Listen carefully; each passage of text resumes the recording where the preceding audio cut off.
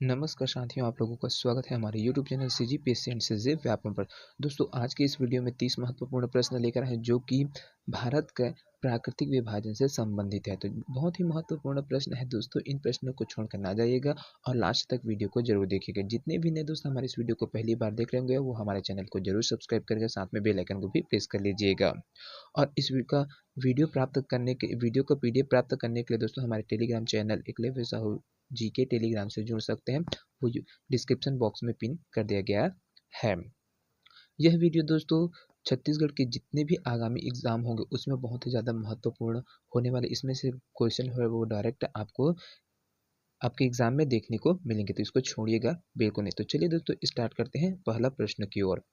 पहला प्रश्न है, भारत का पूर्वी घाट किस प्रकार का पर्वत है? ज्वालामुखी पर्वत, ब्लॉक पर्वत, मोड़दार पर्वत या फिर अवशिष्ट पर्वत? तो यहाँ पर दोस्तों इसका जो करेक्ट आंसर है वो क्या हो जाएगा? आपको ऑप्शन डी है वो बिल्कुल सही हो जाएगा। भारत का जो पूर्वी घाट है वो अवशिष्ट प्रकार का पर्वत है। चलिए अगला प्रश्न की ओर बढ़ते हैं। अगला प्रश्न है यहाँ पर, भारत में पूर्वी तट मैदान को किस नाम से जानते हैं? सह्याद्री, कोंकण, कोरोमंडल या फिर मालाबार? दोस्तों तो ये जो भारत का जो पूर्वी तट का मैदान है उसको किस नाम से जाना जाता है? तो इसको कोरोमंडल के नाम से जाना जाता है दोस्तों। और यह कोरोमंडल है ना, तमिलनाडु में क्या है? तमिलनाडु में स्थित है। तमिलनाडु में स्थित है। चलिए अगला प्रश्न की ओर बढ़ते हैं। अगला प्रश्न है यहाँ पर, पूगा घाटी किसके लिए प्रसिद्ध है? भूतापीय ऊर्जा, सौर ऊर्जा, पवन ऊर्जा या फिर जल विद्युत ऊर्जा? है ना, तो यहाँ पर इसका जो करेक्ट आंसर हो जाएगा दोस्तों वो हो जाएगा आपका ऑप्शन ए बिल्कुल सही हो जाएगा। पूगा घाटी भूतापीय ऊर्जा के लिए प्रसिद्ध है। पूगा घाटी वर्तमान में दोस्तों ये लद्दाख है अपन, है ना, लद्दाख में क्या है अवस्थित है, स्थित है, इसके अंतर्गत आता है। और यहाँ पर भारत का पहला भूतापी संयंत्र स्थापित है वो किया गया है। चलिए अगला प्रश्न की ओर बढ़ते हैं। अगला प्रश्न है यहाँ पर, पूर्वी घाट एवं पश्चिमी घाट का मिलन स्थल क्या है? अनायमुड़ी, नीलगिरी, मलयगिरी या फिर अन्नामलाई? तो दोस्तों यहाँ पर जो पूर्वी घाट और पश्चिमी घाट का जो तो दोनों एक दूसरे से मिलते हैं वो उस क्षेत्र का नाम क्या है? तो वो है दोस्तों नीलगिरी पर्वत है। इसके वजह से क्या है ना, ये नीलगिरी पर्वत है दोस्तों तमिलनाडु में स्थित है, जिसके पास से आसपास से दोस्तों पूर्वी और पश्चिमी घाट का जो दोनों है एक दूसरे से जुड़े हुए हैं, उसी से है ये मिलते हैं। यहाँ पर दोस्तों भारत का जो प्रथम बायोस्फीयर रिजर्व है उसको यहाँ पर स्थापित किया गया था, है ना, तो इसको भी ध्यान में रखिएगा, बहुत ही ज़्यादा महत्वपूर्ण प्रश्न है। चलिए अगला प्रश्न की ओर बढ़ते हैं।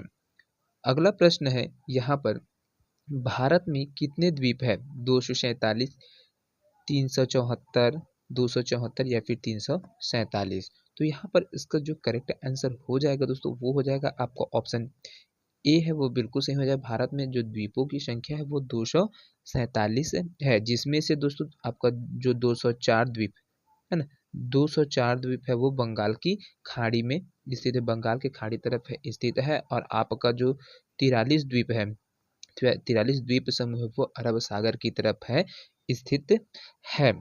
चलिए अगला प्रश्न की ओर बढ़ते हैं। अगला प्रश्न है बहुत ही महत्वपूर्ण प्रश्न है दोस्तों। यहाँ पर देखिए, श्रीहरिकोटा द्वीप अवस्थित है चिल्का झील के समीप, महानदी के मुहाने के समीप, पुलिकट झील के समीप या फिर गोदावरी के मुहाने के समीप? तो यहाँ पर जो दोस्तों श्रीहरिकोटा है वो कहाँ पर स्थित है? तो दोस्तों ये आपका ऑप्शन हो जाएगा, आपका ऑप्शन सी है वो बिल्कुल सही हो जाएगा। यहाँ पर पुलिकट झील के समीप दोस्तों जो श्रीहरिकोटा है ना, वो स्थित है। पुलिकट झील आंध्र प्रदेश और तमिलनाडु के जो मध्य में है दोस्तों वहां पर स्थित है। इसके मध्य में श्रीहरिकोटा द्वीप है क्या है अपन स्थित है, जो पुलिकट झील को समुद्र से क्या करता है अलग करता है। और यहीं पर आपका जो अंतरिक्ष अनुसंधान केंद्र है, सतीश धवन अंतरिक्ष केंद्र है, वो भी आपका स्थापित है। तो इसको भी ध्यान में रखिएगा, बहुत ही ज्यादा महत्वपूर्ण प्रश्न है। ऐसे प्रश्न दोस्तों लगातार है वो क्या है, छत्तीसगढ़ के कोई भी एग्जाम हो, चाहे पुलिस के हो, चाहे आपका प्रयोगशाला तकनीशियन का हो, प्रयोगशाला परिचालक का हो, या फिर है ना जितने भी लेबर इंस्पेक्टर के एग्जाम हुआ है, साथ में आपका शिक्षक भर्ती हुआ है, उसमें ये सब प्रश्न है वो डायरेक्ट सीधे आपके प्रश्न में आता ही आता है। तो चलिए अगला प्रश्न की ओर बढ़ते हैं।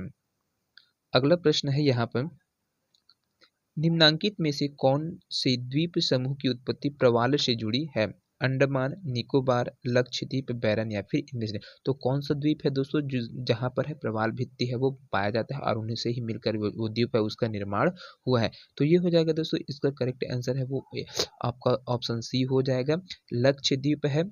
लक्षद्वीप समूह की उत्पत्ति प्रवाल भित्तियों से ही हुई है। इसके अंतर्गत क्या है दोस्तों, अपन है 36 द्वीप है वो लक्षद्वीप के अंतर्गत है आते हैं, जिसमें से 10 द्वीप क्या है आबाद है और इसका जो क्षेत्रफल है वो है 32 वर्ग किलोमीटर है, 32 वर्ग किलोमीटर। यहाँ पर जो आपका लक्षद्वीप है वो है तथा यह सबसे छोटा केंद्र शासित प्रदेश भी है। लक्षद्वीप सबसे छोटा केंद्र शासित प्रदेश भी है दोस्तों, तो इसको भी ध्यान में रखिएगा, बहुत ही ज्यादा महत्वपूर्ण प्रश्न है। चलिए अगला प्रश्न की ओर बढ़ते हैं। अगला प्रश्न है दोस्तों यहाँ पर, लक्षद्वीप में कितने द्वीप समूह है? 17, 27, 36 या फिर 47। तो यहाँ पर दोस्तों इसका जो करेक्ट आंसर है वो हो जाएगा आपका ऑप्शन सी है, वो बिल्कुल सही हो जाएगा। लक्षद्वीप में जो द्वीप समूह की संख्या है वो 36 है और जो लक्षद्वीप है इनका जो क्षेत्रफल है वो 32 वर्ग किलोमीटर है और यह केंद्र शासित प्रदेशों में सबसे छोटा है। तो इसको भी ध्यान में रखेगा, बहुत ही महत्वपूर्ण प्रश्न है। चलिए अगला प्रश्न की ओर बढ़ते हैं। अगला प्रश्न है यहाँ पर, भारत के पश्चिमी घाट को क्या कहते हैं? सह्याद्री, शिवालिक, नीलगिरी या फिर अरावली। तो यहाँ पर दोस्तों ये जो भारत का जो पश्चिमी घाट है उसको किस नाम से जाना जाता है? तो उसको सह्याद्री पर्वत श्रेणी के नाम से है दोस्तों उसको जाना जाता है। ये भारत का जो अपन महाराष्ट्र है ना, महाराष्ट्र से केरल तक दोस्तों यह सह्याद्री पर्वत श्रृंखला है वो बटा हुआ है, बहुत ही लंबा है ना। तो इनको ध्यान में रखिएगा। इनका जो आपका कोल सुबई है वो सबसे ऊंची चोटी यहाँ पर है, तो इसको भी ध्यान में रखिएगा, बहुत ही महत्वपूर्ण प्रश्न है ये। और ये एक चीज और है दोस्तों, यहाँ पर जो आपका यह मालाबार तट, कोनार तट और कोंकण तट में क्या है इसको विभाजित कर दिया गया है। चलिए अगला प्रश्न की ओर बढ़ते हैं। अगला प्रश्न है यहाँ पर, साइलेंट वैली निम्नलिखित राज्यों में से किसमें स्थित है? अरुणाचल प्रदेश में, हिमाचल प्रदेश, केरल, जम्मू कश्मीर और उत्तर प्रदेश में। तो यहाँ पर दोस्तों इसका करेक्ट आंसर हो जाएगा, यह दोस्तों साइलेंट वैली है आपका केरल राज्य में अवस्थित है। साइलेंट वैली जिसको शांत घाटी के नाम से है जाना जाता है दोस्तों, वो यहाँ पर है केरल में स्थित है। यह भारत का जो सर्वाधिक जैव विविधता वाला क्षेत्र है। ये जो साइलेंट वैली है दोस्तों वो भारत में है ना सर्वाधिक जैव विविधता वाला क्षेत्र है, तो इसको भी ध्यान में रखिएगा, बहुत ही महत्वपूर्ण प्रश्न है। चलिए अगला प्रश्न की ओर बढ़ते हैं। अगला प्रश्न है दोस्तों यहाँ पर, काठियावाड़ प्रायद्वीप किस राज्य में स्थित है? महाराष्ट्र में, तमिलनाडु में, गुजरात में या फिर आंध्र प्रदेश में। तो यहाँ पर इसका जो करेक्ट आंसर है दोस्तों वो हो जाएगा आपका ऑप्शन सी है, वो बिल्कुल सही हो जाएगा। जो काठियावाड़ प्रायद्वीप है वो गुजरात राज्य में स्थित है। गुजरात का जो कच्छ का जो खाड़ी है दोस्तों और खंभात की खाड़ी है ना, उनके बीच में कच्छ के खाड़ी और खंभात की खाड़ी दोनों के बीच में क्या है आपका जो काठियावाड़ प्रायद्वीप है वो अवस्थित है। चलिए अगला प्रश्न की ओर बढ़ते हैं। अगला प्रश्न है दोस्तों यहाँ पर, भारत की एकमात्र सक्रिय ज्वालामुखी कौन सी है? बैरन द्वीप, नारकोंडम, डेक्कन ट्रेप या फिर इनमें से कोई नहीं। तो ये भारत का जो कौन सा है ज्वालामुखी क्षेत्र है दोस्तों जो अभी भी सक्रिय है और कहाँ पर स्थित रहता है? तो वो है दोस्तों आपका ऑप्शन ए है, वो बिल्कुल सही हो जाएगा। बैरन द्वीप एकमात्र ऐसा सक्रिय ज्वालामुखी क्षेत्र है दोस्तों जहाँ पर क्या है आपका जो ज्वालामुखी है वो सक्रिय है ना। जो पोर्ट ब्लेयर से, ये जो पोर्ट ब्लेयर है दोस्तों वहां से 135 किलोमीटर है ना, वहां से 135 किलोमीटर उत्तर पूर्व में स्थित है। इसमें पहला उद्गार है दोस्तों यहाँ पर 1787 है ना, 1787 ईस्वी में यहाँ पर है वो हुआ था। और यह नारकोंडम द्वीप एक सुसुप्त ज्वालामुखी के रूप में भी वो जाना जाता है। ये नवीन है दोस्तों, यहाँ पर हमेशा सक्रिय रहता है, तो इसको भी ध्यान में रखिएगा, बहुत ही महत्वपूर्ण प्रश्न है। चलिए अगला प्रश्न की ओर बढ़ते हैं। अगला प्रश्न है यहाँ पर, निम्नलिखित में से कौन सा भारत का एकमात्र ज्वालामुखी द्वीप है? मिनिकॉय द्वीप, बैरन द्वीप, लक्षद्वीप या फिर निकोबार द्वीप। तो यहाँ पर जो आपका मिनिकॉय है ना, एकमात्र जो द्वीप है भारत में, तो वो है आपका ऑप्शन बी हो जाएगा, बैरन द्वीप है, जो कि सक्रिय अवस्था में है दोस्तों, वो पाया जाता है यहाँ पर। जो इनका पहले बार यहाँ पर ज्वालामुखी का उद्गार हुआ था वो 1787 ईस्वी में है, वो हुआ था। यह पोर्ट ब्लेयर है, वहां से 135 किलोमीटर उत्तर पूर्व में स्थित है। चलिए अगला प्रश्न की ओर बढ़ते हैं। अगला प्रश्न है यहाँ पे, भारतीय क्षेत्र में स्थित 2 ज्वालामुखी द्वीप कौन कौन से हैं? कवारती एवं न्यूमूर, पंबन एवं बैरन, बैरन एवं नारकोंडम या फिर ग्रेट अंडमान व लिटिल निकोबार। तो यहाँ पर दोस्तों इसका जो करेक्ट आंसर हो जाएगा, जो 2 ज्वालामुखी द्वीप है वो कौन है? एक है आपका बैरन द्वीप और दूसरा है नारकोंडम है। ये दोनों क्या है, भारत के जो द्वीप है वो, जो ज्वालामुखी द्वीप है वो है। यहाँ पर एक बैरन है वो आपका सक्रिय अवस्था में रहता है, नारकोंडम है ये भी आपका कुछ कुछ सक्रिय अवस्था में, तो बहुत दिनों के बाद ही यहाँ पर क्या होता है, आपका जो ज्वालामुखी है उसका उद्गार है वो देखने को मिलता है। चलिए अगला प्रश्न की ओर बढ़ते हैं। अगला प्रश्न है यहाँ पर, निम्नलिखित में से कौन सक्रिय ज्वालामुखी है? बैरन द्वीप, नारकोंडम द्वीप, डेक्कन ट्रेप या फिर बातरंग द्वीप। तो यहाँ पर जो आपका सक्रिय ज्वालामुखी है दोस्तों, वो उसमें आपका ऑप्शन ए है वो बिल्कुल सही हो जाएगा। बैरन द्वीप है एक सक्रिय ज्वालामुखी के रूप में स्थित है। चलिए अगला प्रश्न की ओर बढ़ते हैं। अगला प्रश्न है यहाँ पर आपका, भारत की भौगोलिक विशेषताओं के संबंध में निम्नलिखित में से कौन सा कथन सत्य नहीं है? बृहद हिमालय पश्चिम में नंगा पर्वत से पूर्व में नामचा बाबा पर्वत तक फैला है। दूसरा कथन बोलते हैं दोस्तों, गंगा का मैदान पश्चिम में सिंधु नदी से लेकर पूर्व में ब्रह्मपुत्र नदी तक के क्षेत्र को कहा जाता है। तीसरा है आपका, दक्कन का पठार उत्तर में तेलंगाना क्षेत्र से लेकर दक्षिण के कर्नाटक तक विस्तृत है। और चौथा है आपका, पश्चिम पश्चिम समुद्र तटीय तट में कच्छ की खाड़ी से लेकर दक्षिण में कुमारी अंतरीप तक है। तो यहाँ पर जो कौन सा स्टेटमेंट है दोस्तों वो बिल्कुल सही है। तो यहाँ पर जो सही नहीं है उसको आपको बताना है। तो कौन सा वाला है दोस्तों जो गलत है बिल्कुल? तो यहाँ पर आपका ऑप्शन बी है दोस्तों, गंगा का मैदान पश्चिम में सिंधु नदी से लेकर पूर्व में ब्रह्मपुत्र नदी के क्षेत्र को कहा जाता है। तो ये वाला स्टेटमेंट है वो बिल्कुल गलत हो जाएगा।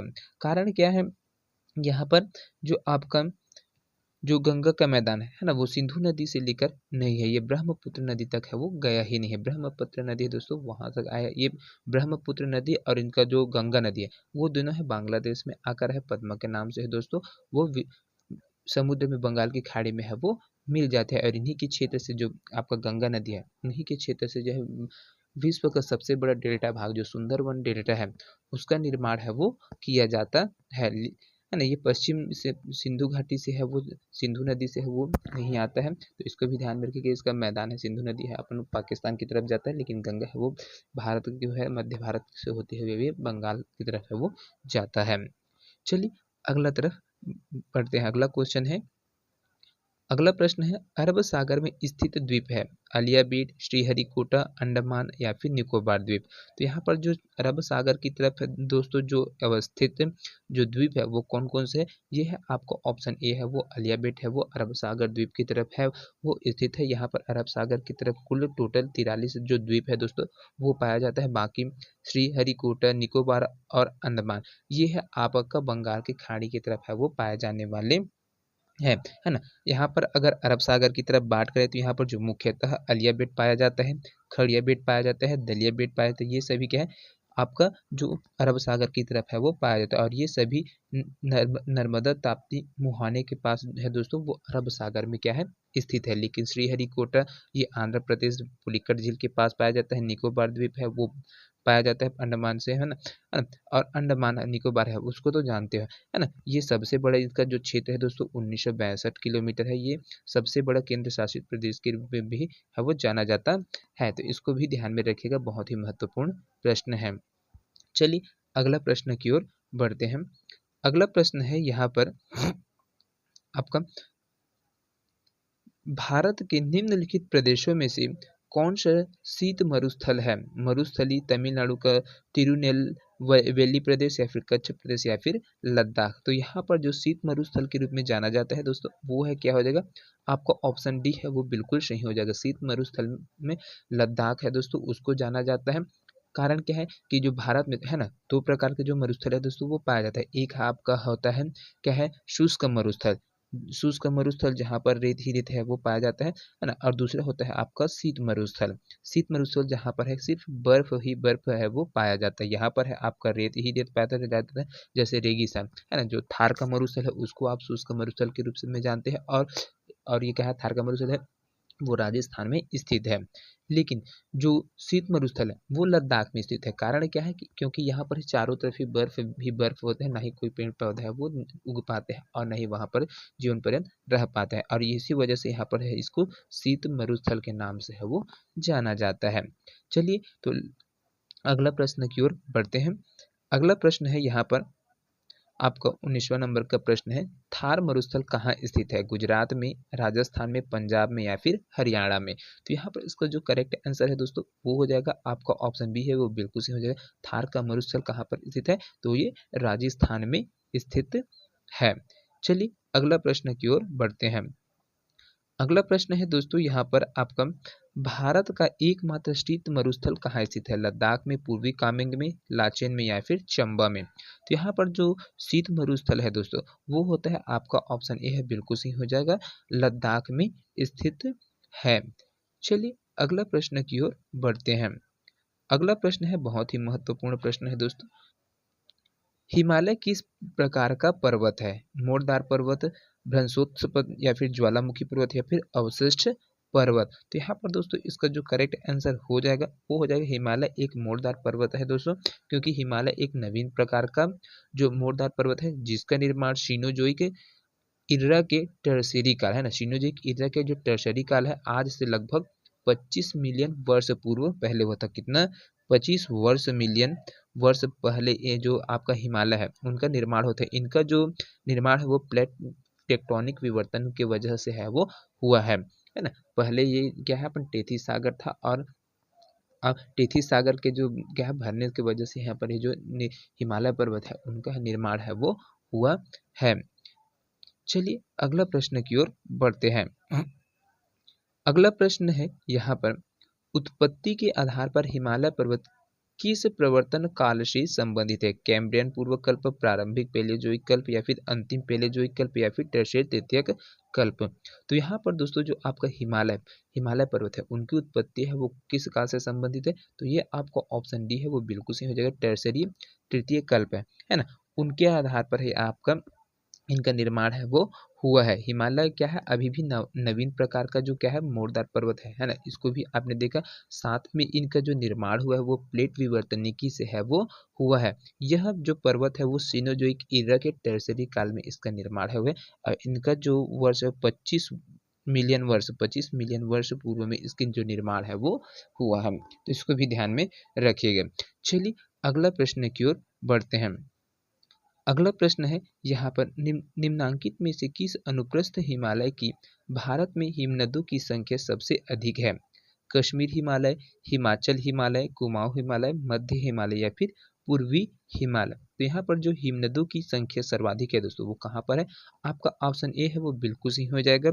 यहाँ पर कश्मीर हिमालय में आपका सबसे ज्यादा हिमनद है वो पाया जाता है, और यहीं पर है सिंधु से सतलज के बीच में, सिंधु है ना आपका सिंधु और सतलज के बीच में क्या है, ये सबसे ज्यादा हिमनद है वो अवस्थित है, बीच में है वो पाया जाता है। चलिए अगला प्रश्न की ओर बढ़ते हैं। अगला प्रश्न है दोस्तों यहाँ पर, निम्न में से कौन सी चोटी विश्व की दूसरी सर्वाधिक ऊंची चोटी है, कंचनजंगा, धौलागिरी, गॉडविन आसिन केटू या फिर नंदा देवी। तो यहाँ पर देखिए दोस्तों आपका दूसरा सबसे ऊंची चोटी है, सर्वाधिक ऊंची चोटी है तो वो हो जाएगा गॉडविन आस्टिन, केटू गॉडविन आस्टिन है वो क्या है आपकी विश्व की दूसरी सर्वाधिक ऊंची चोटी है। यहाँ पर बात करते हैं कंचनजंगा है, तो यहाँ पर कंचनजंगा है उसकी बात करते हैं तो ये है 8,598 किलोमीटर इनकी क्या है ऊंचाई है ना।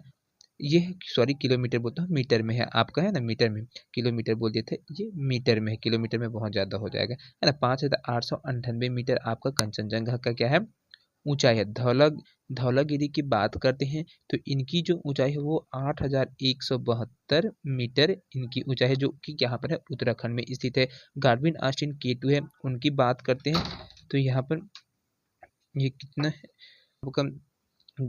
जो बात करते हैं गाडविन ऑस्टिन है, इनकी बात करते हैं तो यहाँ पर इनकी जो ऊंचाई है वो 8,611 मीटर इनकी ऊंचाई है। साथ में आपका जो नंदा देवी है उनकी बात करते हैं ऊंचाई तो ये 7,817 मीटर इनकी ऊंचाई है ना। तो इस प्रकार से, और ये नंदा देवी है वो उत्तराखंड में स्थित है। तो यहाँ पर क्या पूछे गए थे, विश्व की दूसरी सर्वाधिक ऊंची चोटी कौन है, तो ये आपका ऑप्शन सी है वो बिल्कुल सही रहेगा, है ना। 8,611 मीटर इनकी ऊंचाई है। चलिए अगला प्रश्न की ओर बढ़ते हैं।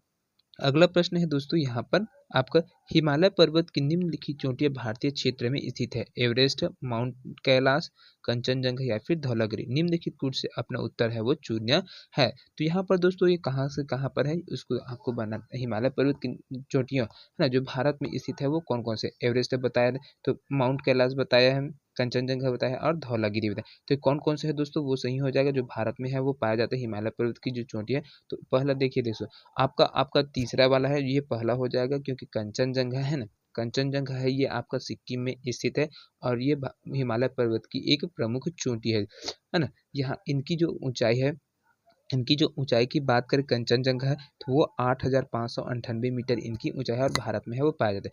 धौलागिरी है ये आपका भारत में है वो पाया जाता है दोस्तों, धौलागिरी ये आपका उत्तराखंड में है और इनकी ऊंचाई 8,172 मीटर है। लेकिन एवरेस्ट है दोस्तों ये नेपाल में है वो अपन पाया जाता है ना। ये आपका कहाँ पर पाया जाता है, नेपाल में है वो पाया जाता है। और माउंट कैलाश दोस्तों आपका ये भी आपका नेपाल राज्य, नेपाल स्टेट है वहाँ, जो आपका नेपाल देश है वहाँ पर है ये पाया जाता है। तो इस प्रकार से देखिए आपका तीसरा एवं चौथा है वो बिल्कुल सही हो जाएगा। यहाँ पर एवरेस्ट की बात करें तो ये विश्व की सबसे ऊंची चोटी है जो दोस्तों, जिनकी जो ऊंचाई है 8,848 मीटर है, और है ना, तो इसको भी ध्यान में रखिएगा, बहुत ही महत्वपूर्ण प्रश्न है। चलिए अगला प्रश्न की ओर बढ़ते हैं। अगला प्रश्न है यहाँ पर, भारत की सबसे ऊंची चोटी किस राज्य में स्थित है, सिक्किम, पश्चिम बंगाल, उत्तराखंड या फिर जम्मू कश्मीर में। तो यहाँ पर भारत की जो सबसे ऊंची चोटी है दोस्तों वो कौन से राज्य में स्थित है, तो यहाँ पर आपका ये हो जाएगा, आपका ऑप्शन डी है वो बिल्कुल सही हो जाएगा, जम्मू कश्मीर है वहां पर है सबसे ज्यादा, है ना। जो क्या है आपका के टू गाडविन ऑस्टिन है वो आपका कहाँ पर है, जम्मू कश्मीर लद्दाख में अवस्थित है, जो काराकोरम श्रेणी का हिस्सा है ना। तो इसको भी ध्यान में रखिएगा, बहुत ही महत्वपूर्ण प्रश्न है। इनकी जो ऊंचाई है आपका के टू गाडविन ऑस्टिन है उनकी जो ऊंचाई है वो 8,611 मीटर है और यह लद्दाख में स्थित है। इसी प्रकार से अगर सिक्किम की बात करें दोस्तों तो सिक्किम में आपका कंचनजंगा है वो पाया जाता है ना, जिनकी ऊंचाई है 8,598 मीटर है। धौलागिरी की बात करें यहाँ पर उत्तराखंड है ना, उत्तराखंड धौलागिरी है वहां पर 8,172 मीटर इनकी ऊंचाई है। चलिए अगला प्रश्न की ओर बढ़ते हैं। अगला प्रश्न है दोस्तों यहाँ पर आपका, भारत का सर्वोच्च पर्वत शिखर स्थित है कौन है, नंदा देवी, कंचनजंगा, सासिर कांगरी या कॉमेट या फिर भीमी। तो यहाँ पर दोस्तों इसका जो करेक्ट आंसर है वो क्या हो जाएगा, आपका यहाँ पर जो दिया है सर्वोच्च पर्वत शिखर है वो कहाँ पर स्थित है, तो ये है आपका कंचनजंगा है दोस्तों, वो सही हो जाएगा। कारण क्या है, यहाँ पर भारत का जो सर्वोच्च ऊंची चोटी में, अगर ऊंची चोटी की बात करें तो वो गॉडविन ऑस्टिन आता है जिनकी ऊंचाई है 8,611 मीटर, लेकिन यहाँ पर सर्वोच्च पर्वत शिखर बोला गया है तो इस वजह से ये आपका कंचनजंगा है पहले स्थान पर है वो आता है। तो इसको भी ध्यान में रखना है ना। तो आपका ऑप्शन ये है, और ये कहाँ पर है, सिक्किम में है वो बिल्कुल सही हो जाएगा, है ना। सिक्किम है यहाँ पर है ये पाया जाता है और ये कंचनजंगा है वो चीज़ है। चलिए अगला प्रश्न की ओर बढ़ते हैं। अगला प्रश्न है यहाँ पर 28वां नंबर का प्रश्न है, पश्चिमी भाग में हिमालय की श्रेणियों का दक्षिण से उत्तर की ओर निम्नांकित में से कौन सा क्रम सही है, महान हिमालय, लघु हिमालय, शिवालिक हिमालय। दूसरा में दिया है शिवालिक, लघु और महान हिमालय। तीसरा ऑप्शन में दिया है लघु हिमालय, महान हिमालय या फिर शिवालिक हिमालय। चौथा में दिया है शिवालिक, महान हिमालय या फिर लघु हिमालय। तो यहाँ पर दोस्तों जो आपका पश्चिमी भाग से, इधर से है ना, ये पश्चिमी भाग है तो इधर से ऐसे जाते हुए आपको जाना है जम्मू कश्मीर से वाला भाग से लेकर आपको अरुणाचल प्रदेश की ओर जाना है। तो पहले कौन कौन सा आता है उसको आपको बताना है। देखिए दोस्तों, सबसे पहले आपका शिवालिक हिमालय, फिर लघु हिमालय और फिर महा हिमालय है। ये आपका सही क्रम है वो हो जाएगा। कारण क्या है कि हिमालय की जो श्रेणी का दक्षिण से अगर उत्तर की ओर का क्रम बात करें, है दक्षिण से उत्तर की ओर, यहाँ पर देखिए, तो दक्षिण से उत्तर की ओर निम्नांकित में से कौन सा सही क्रम है, इसको आपका बोलना है ना। तो दक्षिण से उत्तर के क्रम में, है ना, तो ये आपका दक्षिण है, उत्तर है और ये दक्षिण है ना, उत्तर और दक्षिण है। तो इसको ऐसे की क्रम में बांटते हुए आपको लेंगे। तो सबसे पहले लास्ट में भाग में कौन आता है दोस्तों, तो शिवालिक हिमालय आता है, फिर लघु हिमालय, फिर महा हिमालय और फिर आपका लास्ट में हिमालय। तो इस प्रकार से आपका जो ट्रांस हिमालय ऊपर में है ना, तो ये आपका क्रम है वो बन जाएगा। चलिए अगला प्रश्न की ओर बढ़ते हैं। अगला प्रश्न है यहाँ पर, अगला प्रश्न है, वृहद हिमालय को लघु हिमालय से अलग करने वाली संरचना कौन सी है? गिरि छेप, मुख्य सीमा छेप या फिर धारवाड़ छेप या फिर पंजल छेप या फिर मुख्य मध्य छेप। तो यहाँ पर दोस्तों वृहद हिमालय और लघु हिमालय, उनको अलग करने वाली जो संरचना है वो क्या है, तो ये हो जाएगा आपका मुख्य मध्य छेप है। उनके वजह से क्या है दोस्तों, ये अलग होते हैं। अगर यहाँ पर बात करते हैं अगर ट्रांस हिमालय और वृहद हिमालय के मध्य, है ना, जो इंडो टांगपो स्ट्रक्चर जोन है, सचर जोन है, जिसको जाना जाता है ना, बृहद हिमालय और मध्य हिमालय के बीच में, बृहद हिमालय और मध्य हिमालय, उनके बीच में मुख्य मध्य छेप है वो अलग करता है। साथ में अगर मध्य हिमालय और अगर शिवालिक हिमालय की श्रेणी के मध्य में जो बात करें, जो अलग अलग करते हैं, तो उसमें आपका मुख्य सीमा छेप है वो आता है। चलिए अगला प्रश्न की ओर है वो बढ़ते हैं। अगला प्रश्न है, आज का अंतिम प्रश्न है, ये 30वां नंबर का प्रश्न है जो कि बहुत ही ज्यादा महत्वपूर्ण है। न्यूम्यूर द्वीप किन दो देश की सीमा पर स्थित है? भारत पाकिस्तान, भारत बांग्लादेश, भारत नेपाल या फिर भारत श्रीलंका। तो यहाँ पर दोस्तों इसका जो करेक्ट आंसर है वो हो जाएगा आपका ऑप्शन बी है वो बिल्कुल सही हो जाएगा। जो न्यूमर द्वीप है वो भारत और बांग्लादेश की जो सीमा रेखा है वहां पर है ये अवस्थित है ना। बंगाल की खाड़ी में दोस्तों जो न्यूमर द्वीप है बंगाल की खाड़ी में स्थित है, जिसका निर्माण गंगा ब्रह्मपुत्र की जो डेल्टा है ना, उसमें हाल के वर्षों में यहाँ पर है इनका है वो हुआ निर्माण है वो हुआ है, जिसकी स्वामित्व को लेकर भारत और बांग्लादेश के मध्य में भी क्या है, विवाद की स्थिति है वो चल रहा है। तो दोस्तों ये 30 प्रश्न आप लोगों को कैसे लगा कमेंट करके जरूर बताइएगा। वीडियो पसंद आएगा तो ज़्यादा से ज़्यादा लोगों तक शेयर है वो करेगा। तो मिलते हैं अगले वीडियो में, तब तक के लिए जय हिंद जय Chhattisgarh. Thank you so much दोस्तों।